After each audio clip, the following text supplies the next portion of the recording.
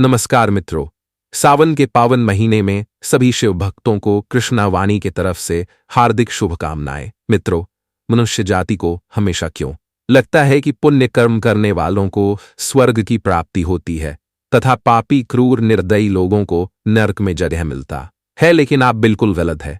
मित्रों, हम आपको एक कथा सुना रहे हैं जिससे आपको ज्ञात हो जाएगा कि स्वर्ग में जाने का असली हकदार कौन होता है और वह कौन से कर्म है जिससे आपके सारे पाप नष्ट हो जाते हैं। तो आइए जानते हैं इस पवित्र कथा के माध्यम से। इससे पहले ऐसी ही आध्यात्मिक ज्ञान के लिए चैनल को सब्सक्राइब जरूर करें और सावन के पावन महीने में कमेंट बॉक्स में हर हर महादेव जरूर लिखें। मित्रों, एक समय की बात है, पृथ्वीलोक पर 4 व्यक्तियों की मृत्यु एक ही साथ हुई। वे सभी लोग अलग अलग प्रदेश के रहने वाले तथा विचारों में अलग अलग थे। केवल संयोग से ही उन चारों का मृत्यु एक ही समय पर हो गया था। एक ही समय पर यम के दूत उन चारों को लेने के लिए आए थे। मरने वालों में एक किसी प्रदेश का राजा था, दूसरा बहुत बड़ा व्यापारी था, तीसरा एक पूजा पाठ करने वाला पंडित था और चौथा मजदूरी करने वाला एक मजदूर था जो दिन रात मेहनत करके अपने परिवार का पालन पोषण करता था। चारों की आत्माओं को लेकर यम के दूत, मृत्यु के देवता धर्मराज यमराज की सभा में आकाश मार्ग से चारों आत्माओं को लेकर जा रहे थे। जब यमदूत उन चारों आत्माओं को लेकर यमराज की सभा में पहुंचे और चारों आत्माओं ने धर्मराज यमराज के सामने जाकर खड़े हो गए, वे चारों सोच रहे थे कि कौन स्वर्ग में जाएगा और कौन नरक में। यमराज अपने आसन पर विराजमान नहीं थे, उससे पहले ही चारों आपस में बातचीत करने लगे और स्वयं को ही स्वर्ग मिलना चाहिए यह कहने लगे। सबसे पहले राजा कहता है, मुझे तो धर्मराज पक्का स्वर्ग में ही भेजेंगे, क्योंकि मैं एक विश्व का प्रसिद्ध राजा हूं। मैंने अपने अनेक अच्छे कर्मों से पृथ्वी लोक पर अपना खूब नाम कमाया है। चारों तरफ लोग मेरे अच्छे कर्मों की चर्चा करते हैं। कभी भी कोई मेरे द्वार से खाली हाथ नहीं गया। जो भी आया मैंने उसे इतना दिया कि वह जीवन भर मेरा नाम लेता रहा। हर तरफ मेरे नाम का गुणगान होता था। मेरे द्वारा दिए गए दान से लाखों लोगों को खाने को अन्न मिला और रहने को घर मिला। इसलिए मेरे कर्मों को देखते हुए धर्मराज मुझे पक्का स्वर्ग में भेजेंगे। मित्रों, राजा की बात सुनकर वह धनी व्यापारी कहने लगा, हे भाई, मैंने तो धरती लोक पर रहकर खूब धन कमाया और उस धन से मैंने लाखों लोगों की सहायता की है। मैंने अपनी कमाई का 11वां हिस्सा सदैव दीन दुखियों की सहायता कर उसे दान धर्म किया है। मेरे सभी शुभ कर्मों को देखते हुए धर्मराज मुझे ही स्वर्ग में भेजेंगे, और ये बात मैं पहले से ही जानता हूं। व्यापारी की बात सुनते ही पंडित जी कहने लगे, अरे भाई, क्यों फिजूल की बातें कर रहे हो? स्वर्ग में जाना कोई आसान काम नहीं है। स्वर्ग में जाने के लिए दान के साथ साथ पूजा पाठ भी करना पड़ता है। इसलिए स्वर्ग में प्रस्थान तो मैं ही करूंगा, क्योंकि मैंने भगवान का खूब पूजा पाठ किया है। पूरा जीवन मेरा पूजा अर्चना में ही बीताया है। मेरे सभी शुभ कर्मों के कारण धर्मराज यमराज मुझे ही स्वर्ग में जगह देंगे। ये बात तो मैं भली भांति जानता हूं। जब इस प्रकार से तीनों ने अपनी अपनी बातें और अपने अपने विचार रखें, फिर वह तीनों लोग उस चौथे व्यक्ति मजदूर की ओर देखते हैं कि अब यह क्या कहता है। क्या इसने भी कोई अच्छा काम किया है या नहीं, या फिर इसका पूरा जीवन मजदूरी करते हुए दूसरों के अधीन रहकर ही बिताया है। मजदूर उन सब की बातों को चुपचाप नीचे नजरें झुकाए खड़ा सुनता रहा और वे तीनों बड़े गर्व से अपनी प्रशंसा कर रहे थे। तभी धर्मराज अपने चित्रगुप्त के साथ अपने गद्दी पर विराजमान होते हैं। चित्रगुप्त के हाथ में एक मोटी सी किताब थी जिसमें सभी प्राणियों के कर्मों का लेखा जोखा उसमें लिखा था। फिर उसके बाद चित्रगुप्त ने राजा को अपने पास बुलाया और उससे पूछा कि तुम बताओ, तुम तो धरती पर बड़े ही प्रसिद्ध राजा थे।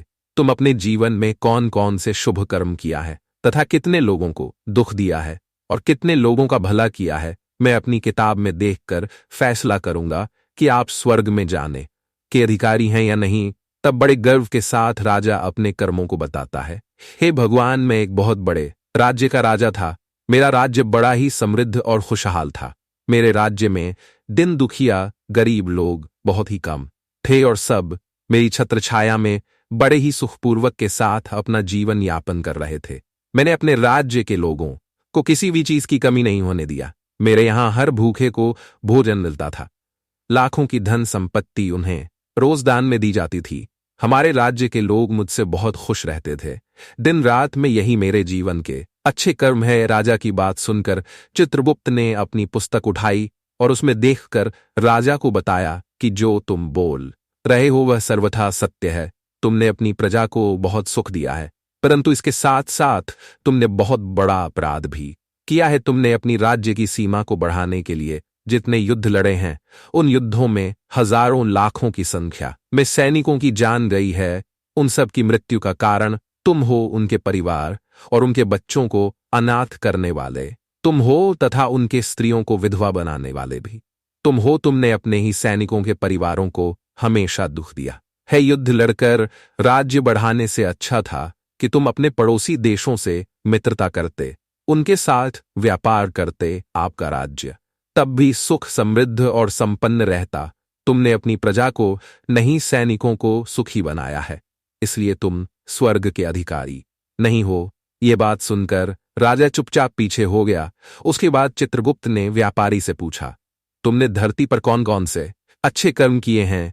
तब व्यापारी कहता है, हे धर्मराज, मैंने धरती लोक पर जितना भी धन कमाया है उसका 11वां भाग अच्छे कामों में लगाया है। लाखों लोगों को भोजन कराया है, कई तरह के आश्रमों को दान दिया है, कई बेघर लोगों को मैंने घर दिया है, कई शहरों में मंदिरों का निर्माण कराया है, कई तीर्थ स्थल में भंडारे करवाए हैं। यही मेरे जीवन के अच्छे कर्म हैं। व्यापारी की बात सुनकर चित्रगुप्त ने अपनी पुस्तक उठाया जिसमें उसके जीवन के सारे अच्छे बुरे कर्म लिखे हुए थे।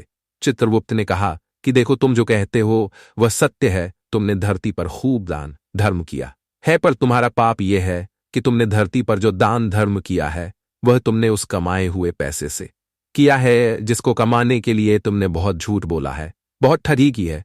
कई चीजों में तुमने मिलावट करके बेचा है, नकली चीजों को असली के दामों में बेचा है। कितने व्यापारियों को अपने रास्ते से हटाया है। तुम्हारे इन पापों के वजह से कितने आत्महत्या कर ली है। कितनों की मेहनत का पैसा तुम्हारे पास चला आया। उन सब लोगों की बद्दुआ तुम्हारे साथ है। तुमने जो कुछ भी अच्छा काम किया है वह कर्म शून्य हो गया है, इसलिए तुम्हारे पास भी तुम्हारा कोई अच्छा कर्म नहीं है। तुम भी स्वर्ग जाने के अधिकारी नहीं हो। चित्रगुप्त की बात सुनकर व्यापारी भी उदास होकर पीछे हो जाता है। उसके बाद पंडित जी को आगे बुलाया गया और चित्रगुप्त पूछते हैं, तुमने अपने जीवन में कौन से शुभ कर्म बाट किए हैं? तब पंडित जी कहते हैं, हे धर्मराज, मेरा पुण्य कर्म यह है कि मैंने हजारों लोगों को ज्ञान दिया है, हजारों यज्ञों के अनुष्ठान को संपन्न कराया है, हजारों के घरों में पूजा पाठ कराया है, दिन रात मैंने ईश्वर का जप तप किया है, हजारों कन्याओं का विवाह कराया है, लाखों पिंडदान और श्राद्ध कराए हैं, अनगिनत लोगों को मार्गदर्शन दिया है। इससे ज्यादा शुभ कर्म और क्या हो सकता है प्रभु? तब चित्रगुप्त अपनी पुस्तक को उठाकर देखते हैं और बताते हैं, हे पंडित महाराज, आपका कहना सत्य है। आपने सच में हजारों लोगों को ज्ञान दिया है, लेकिन उस ज्ञान पर आपने स्वयं कभी अमल नहीं किया। आपने सैकड़ों यज्ञ पूजा और अनुष्ठान कराए, पर उसको निस्वार्थ भाव से कि किया गया कोई कर्म नहीं था। आपने हमेशा धन के लालची रहे हो, इसलिए आप स्वर्ग जाने के अधिकार से वंचित हैं। अब उदास होकर पंडित जी भी पीछे हो जाते हैं। अब केवल मजदूर बचा होता है। वह मजदूर ये सब देखकर बड़ा हैरान था कि अब तक वह जिनको इतना महान समझ रहा था उनमें से कोई भी स्वर्ग जाने का अधिकारी नहीं है। तो मैं कैसे स्वर्ग जा सकता हूं? मुझे तो स्वर्ग जाने की कल्पना भी नहीं करनी चाहिए, क्योंकि मैं तो कभी पूजा पाठ दान धर्म करने के लायक भी नहीं था। तो शुभ कर्म कहां से करता? मैं तो मेहनत मजदूरी करके सारे जीवन अपने परिवार का पालन पोषण किया। वह मजदूर यह सब बातें सोच ही रहा था।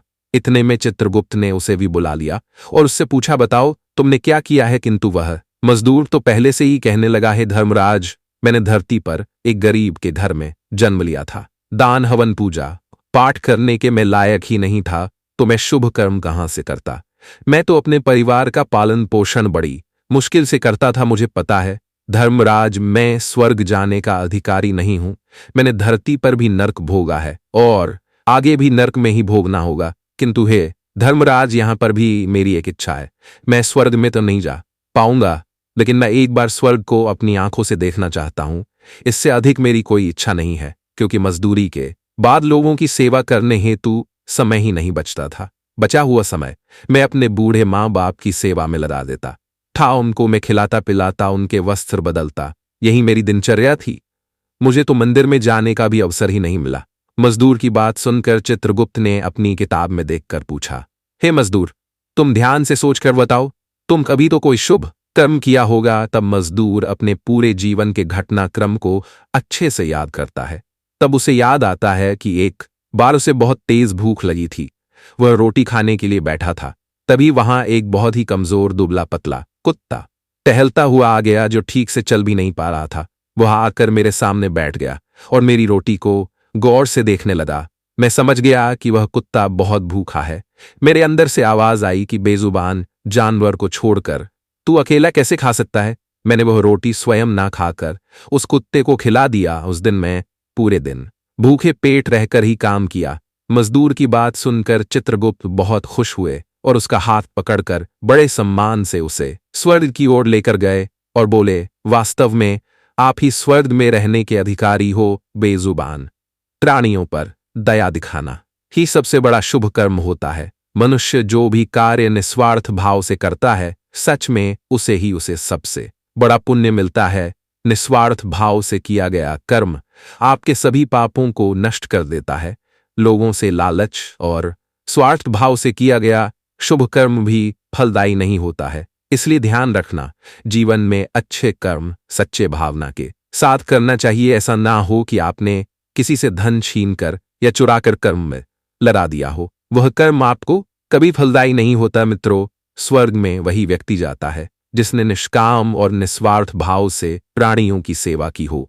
भले ही उसने जीवन में एक भी पैसा दान ना किया हो, पर वह जिस लायक था, अपनी सामर्थ्य के अनुसार उसने निस्वार्थ भाव से अपना कर्म किया। वही उसकी मुक्ति का मार्ग तय करता है। तो मित्रों, आशा करता हूं आपको यह कथा अच्छी लगी हो। अगर कथा से कुछ ज्ञान मिला हो तो वीडियो को अपने प्रियजनों में शेयर करना ना भूलें। ऐसी ही आध्यात्मिक ज्ञान के लिए वीडियो को लाइक और चैनल को सब्सक्राइब अवश्य करें। वीडियो को पूरा अंत तक देखने के लिए धन्यवाद।